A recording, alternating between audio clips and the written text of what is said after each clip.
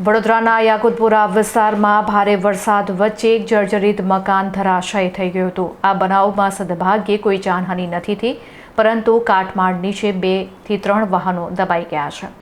વરસાદી માહોલ વચ્ચે શહેરના યાકુતપુરા વિસ્તારમાં એક મકાનનો આગળનો ભાગ ધરાશાયી થવાની ઘટના સામે આવી છે।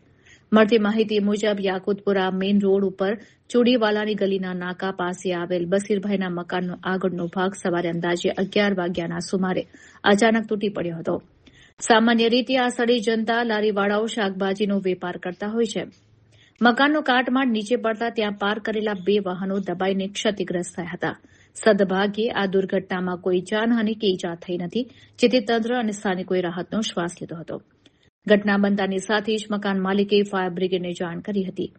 ફાયરની ટીમ સ્થળ પર પહોંચી તે દરમિયાન મકાનનો બાકીનો આગળનો ભાગ પણ સંપૂર્ણપણે નીચે ખરી પડ્યો હતો।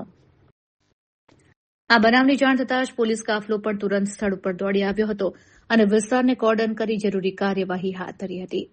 ઉલ્લેખનીય છે કે કલેક્ટર દ્વારા શાળાઓમાં રજા અને લોકોને ઘરમાં રહેવાની અપીલ કરાઈ છે, ત્યારે તંત્ર દ્વારા જૂના અને જર્જરિત મકાનોમાં રહેતા લોકોને ખાસ સાવચેત રહેવા સૂચના આપવામાં આવી છે। પાર્ટીશનને કોલ મળતા અમારી ટીમ ઘટના સ્થળ પર તાત્કાલિક દોડી આવી। મકાન અમારી સામે જ પડ્યું હતું અને 3 ગાડીઓ દબાઈ હતી, જેને આપણે સહી સલામત બહાર નીકળ્યા, કોઈ જાનહાનિ કે નુકસાન થયેલ નથી।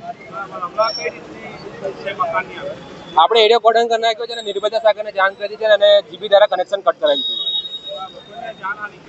ના, ફક્ત ગાડી દબાઈ તો કોઈ માણસ નથી દબાઈ। 3 ગાડીઓ દબાઈ હતી।